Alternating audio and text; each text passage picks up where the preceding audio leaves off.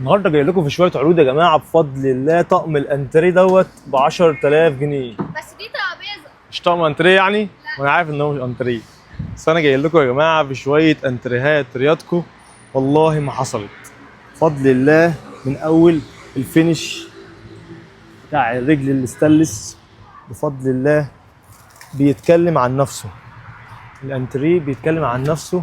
عمرك شفت انتريه مكتبي بهيد؟ بفضل الله موضوع اللي مش هيلحق الكميه دي مش هتيجي زيها تاني. مش هتيجي زيها تاني يعني ايه؟ الانتريه دوت بيتكلم عن نفسه. هو كان اخر كام قطعه في البراند بتاعه ووقفوا تصنيعه.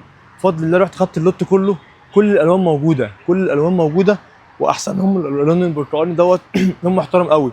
وبس مش عاملين عليه عرض هو، لا احنا عاملين عليه اي حد هياخد طقم انتريه هياخد عليه ترابيزه الجولد بالرخامه بتاعتها، يا اما ترابيزه انتريه زي اللي حضرتكم شايفينها دي. وهتسالوني على سعر الانتريه في الكومنتات، اقول لكم سعره، لان سعره والله ما حصل. شكرا.